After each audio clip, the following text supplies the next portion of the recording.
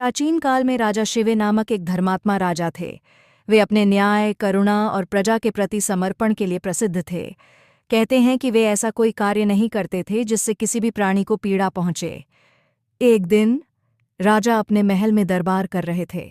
उसी समय एक कबूतर कांपता हुआ उनके गोद में आकर छिप गया। उसके पीछे पीछे एक विशाल बाज भी उड़ता हुआ वहां आ पहुंचा। बाज ने कहा, राजन, यह कबूतर मेरा शिकार है, इसे मुझे लौटा दीजिए। यह मेरा आहार है। यदि आप इसे नहीं देंगे तो आप मेरे भोजन का हक छीन रहे हैं। यह भी अधर्म है। राजा धर्म संकट में पड़ गए। एक ओर था निरीह कबूतर, जिसे मारने से बचाना था।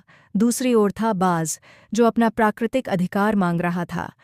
राजा ने थोड़ी देर सोचकर कहा, हे बाज, मैं यह कबूतर तुम्हें नहीं दे सकता क्योंकि यह मेरी शरण में आया है, पर मैं तुम्हारे भोजन का विकल्प जरूर दूंगा।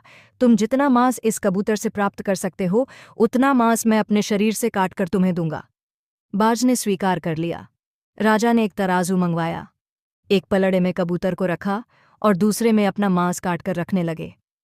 आश्चर्य की बात थी, राजा जितना भी मांस काटते, तराजू का पलड़ा कभी संतुलन में नहीं आता। अंततः राजा ने कहा, हे बाज, अब मैं स्वयं अपने शरीर को संपूर्ण रूप से अर्पित करता हूँ। ले जाओ, पर इस कबूतर की जान मत लो। जैसे ही उन्होंने यह कहा, बाज और कबूतर दोनों देवता के रूप में प्रकट हो गए। यह एक परीक्षा थी।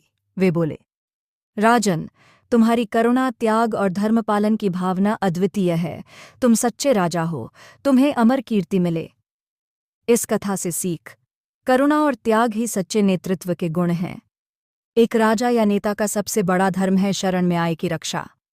जब तक हम दूसरों के लिए सोचते हैं, तब तक हम सच्चे इंसान हैं।